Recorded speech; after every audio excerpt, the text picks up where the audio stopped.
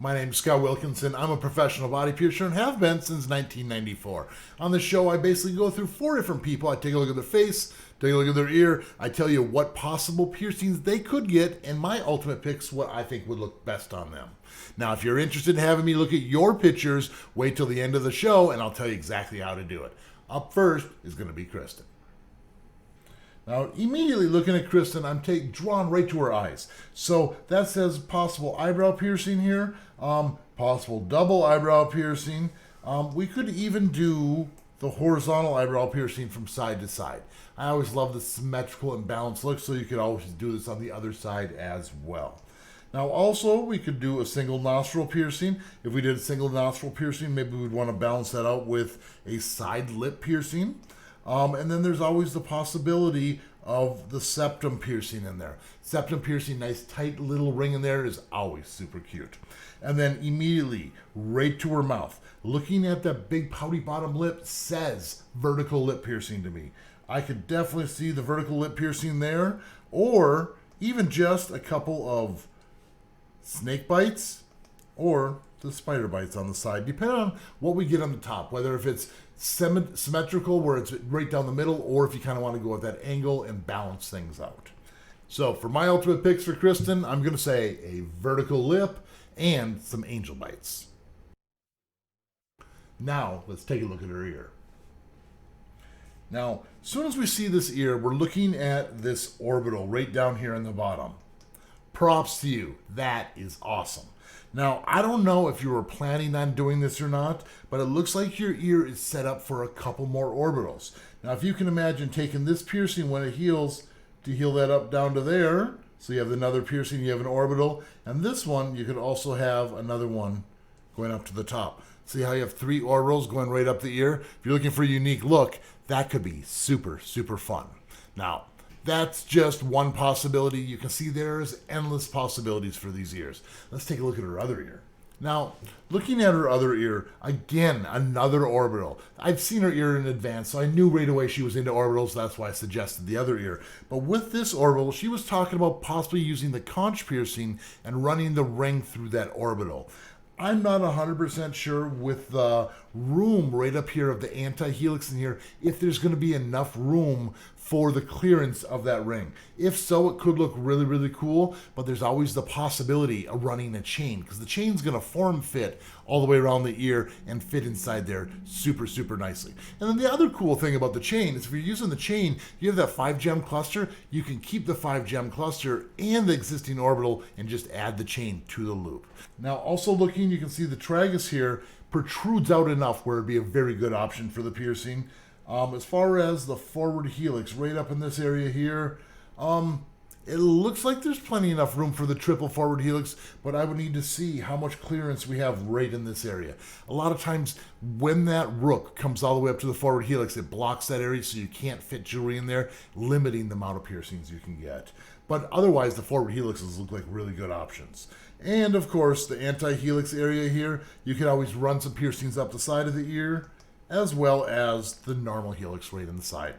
So, as far as options go, there are a lot of them, but my ultimate picks, I'm going to say running the chain from the conch all the way around through that orbital, a tragus piercing, and an upper helix. Now, with the upper helix, we can also always run that 5-gem cluster just like in our conch, but if you turn it upside down, it creates that little loop right up in the top. This is a fun new little trick that's becoming really, really popular. Let's take a look at the next person. Now this is Erin, and Erin said that she has had a rook piercing and a helix piercing not quite heal up for her. Lots of problems, and she did have the tongue web heal, which is generally a faster healer, but I'm glad she's able to heal something up. Now, we're looking for some new options, some new ideas here, and immediately let's take a look at her nose. You can see that a nostril piercing on one side would work, the double nostril on one side, or we could even do one on each side, which I'm always a huge fan of. And if you do the 2 on each side, you can complete the trifecta with the septum piercing as well. Now, if we're not doing those, we could always add some high nostrils. It looks like those would sit in there nice and evenly. And as far as the eyebrows go, we could definitely get some eyebrow piercings kind of at that angle, going perpendicular, pointing towards the corner of the eye. And I could definitely see her right side, our left side. And then if we did something like that, you could balance it out with a lip piercing on the other. I like the balanced look as well as the symmetrical look. There's also the possibility of the Medusa or the Philtrum. Looks like there's a nice large area to support a large, beautiful piece of jewelry. Now, as far as my ultimate picks, I'm going to say a Medusa and a double nostril piercing, one on each side. Let's take a look at her ear. What a fun piece of jewelry inside the doth. It looks like two piercings, but it's one piercing on a clicker that has that additional bar, giving additional room for additional gems. Now, if we're going to decorate some more on the ear, I'm going to immediately say that the tragus area looks perfect for another piercing, as well as all this room up the helix. Now, with that helix ridge all the way up, you can see how this part raises up a little bit. It allows clusters and fun pieces of jewelry to stay in one position. So that's a really, really cool option. It looks like you could possibly do a rook, but the problem is the jewelry might hit the doth piercing. So rook might not be an option on this here, but if you want to balance it out on the other side, that might be an option. As far as the forward helixes go, it looks like the rook almost touches that forward helix area, so maybe we might fit one above and one below. And then there's always the option of the industrial piercing. We put the industrial because you can see how nice and high ridge that is, and there's nothing in the middle here to really interfere with that bar. So an industrial would be a super, super fun option. And as far as my ultimate picks, I'm going to say a double helix and a tragus. Let's take a look at the next person. All right, and up next we have Nick. And Nick already has a nostril piercing, and I can even see a big piece of jewelry sticking out of that earlobe inside there. But with a nostril piercing like this, I'm generally not a fan of the spikes on the circular barbells. A lot of times it's going to be externally threaded and not the highest quality. But when you put a solid ring all the way in there, it's not going to be able to... You're not going to have to adjust it so it sits in the right spot. It's going to be in the perfect spot every time. And with that, I always love the double nostril piercing, so I say let's do the other side as well. And then with that, you would always have the option if you want to do the septum piercing, but honestly, I just see the double nostril. There's always the bridge. You can see how much of a protruding ridge there is there, and it looks like some jewelry would sit in there very, very nicely.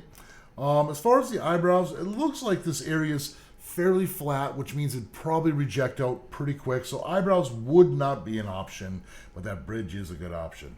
There's always the room for piercing in the philtrum, as well as angel bites. Those would be super fun piercings. And I can also see just a simple labret right down the middle of the center of the lip. Now, as far as my ultimate picks, I am going to say a second nostril piercing and the bridge. Let's take a look at Nick's here. And the stretching process has begun. You can see right there that stretching process, maybe 4 gauge or 2 gauge, possibly even a 2. It's kind of hard to scale things up, but it looks nice and healthy. And keep in mind, you can stretch nice and slow. You can almost go to any size you want. You stretch fast, things get thin, and you run out of options. Now, as far as options for piercings for Nick, we can see a tragus that protrudes out. We can do a very cool normal tragus or the vertical, kind of a surface where you do like the curved barbell, just like that. Not everyone has that option. Now, the big thing is the tragus would need to be thick enough to support that curved barbell going vertically through it. There's room for a doth piercing right in there.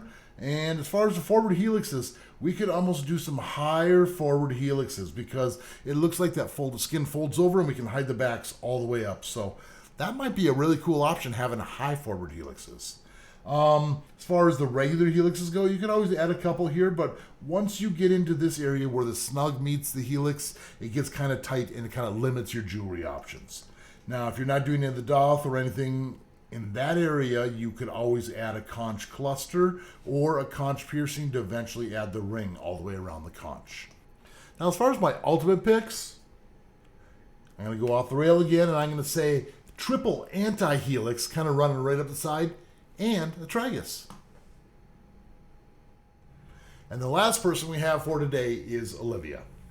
Now, Olivia has bright red and black and blue hair. Super fun. I love colored hair like that. But we can see a nostril piercing, and if you look real carefully, there is a septum piercing, but it's nice and tight, and it's black, and it's almost hidden right in that area. But super, super cute. And one more piercing to go to finish the trifecta on the bottom of the nose. Now there's always the other option for some bridge piercings up top, depending on if you have the anatomy. If the bone comes too close to the front, it will cause problems, so you have to have some tissue there. And with eyebrow piercings, I can't see because of the bangs coming down, so not really a reason to get them pierced unless you're really into it. And if that skin's too tight, again, make sure you have the proper anatomy. Now look at those lips. Immediately I'm going to say a vertical lip piercing. You can see the shadows on the bottom, so it's going to protrude out, and that barbell is going to lay nice and straight forward facing. And what I mean by that is just like so. Now also looking up, the philtrum area could support a nice large piece of jewelry, which always makes it fun. And angel bites could also be a very cool option. Now my ultimate picks are going to be second nostril piercing and the vertical labret. Now let's take a look at Olivia's ear. Now you can see right away she has a helix piercing. It looks like it's healed, it's kind of hard to tell, but I think we should do some more, whether you do another one below it, one above it, or one of each.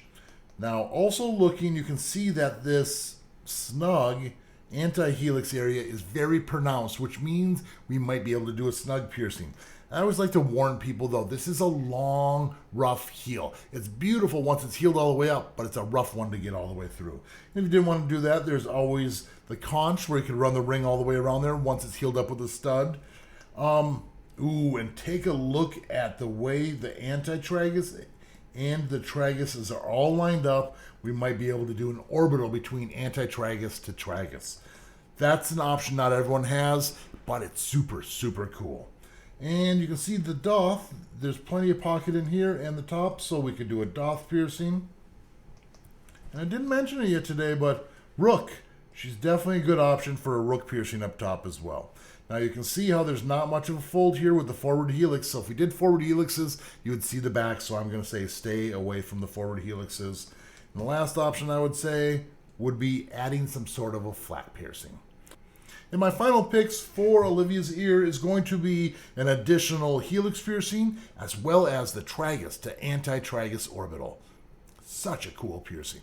Now, that was super, super awesome. I enjoy doing this, and if you are interested in having me take a look at your pictures, send them to PiercingWithScott@gmail.com. Make sure you do a front, well-lit picture as well as the side ear picture so I can give the best possible assessment that I can.